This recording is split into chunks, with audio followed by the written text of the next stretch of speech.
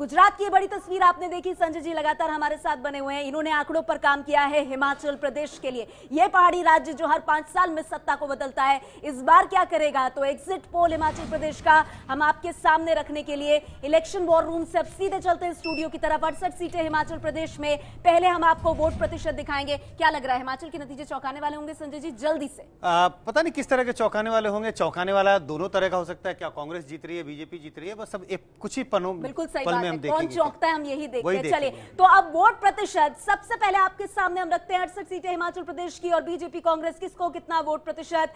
Final तस्वीर आपके सामने। 45% वोट शेयर बीजेपी को, कांग्रेस पार्टी को 42% वोट शेयर, 13% अन्य के खाते में। वोट शेयर से हम सीटों का अनुमान लगा लें, वोट शेयर में बीजेपी आगे चल रही है। बिल्कुल 3% से आगे है और लगता है कि कुछ कांटे का मुकाबला कांग्रेस दे तो पाई है, लेकिन फिर भी यहाँ भी बीजेपी आगे। और सीटों को जब हम इसमें तब्दील करते हैं, राजीव करंडीकर ने इसको किया है, नेचुरली इसमें भी बीजेपी आगे दिखाई पड़ेगी। ठीक है, तो चलिए वोट प्रतिशत आपने देखा। वोट प्रतिशत में बीजेपी बाजी मारती हुई इस पहाड़ी राज्य हिमाचल प्रदेश में 45% वोट प्रतिशत के साथ। अब सीटें कितनी, 68 में से कितनी सीटें बीजेपी के खाते में?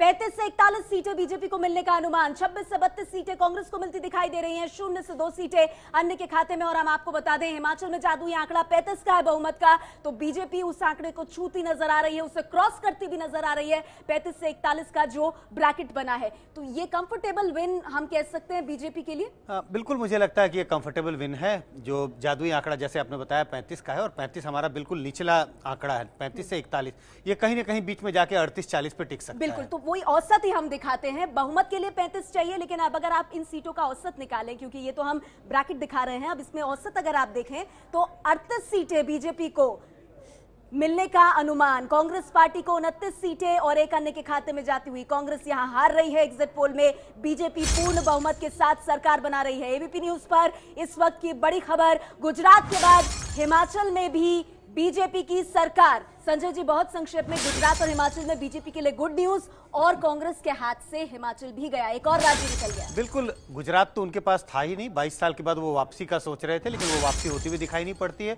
और जिस राज्य में उनकी सरकार थी, वो उनके हाथ से जाती हुई दिखाई पड़ती है। कांग्रेस पार्टी के लिए बहुत बुरी खबर, कांग्रेस के हाथ से एक और राज्य गया। इस साल पंजाब छोड़ सभी चुनाव में बीजेपी जीती है। पंजाब में कांग्रेस की वापसी हुई है, लेकिन गुजरात हिमाचल जो पोल में गए, एबीपी न्यूज के एग्जिट पोल में गुजरात और हिमाचल में बीजेपी की सरकार बन रही है। कर्नाटक एक बड़ा राज्य है अब जो रह गया है ले दे करके, और साथ में पंजाब जहां अभी चुनाव हुए। इसके अलावा संजय जी और कोई आप क्या कह रही है? सिर्फ कांग्रेस के लिए वो रह गया, वो भी जाने वाला है।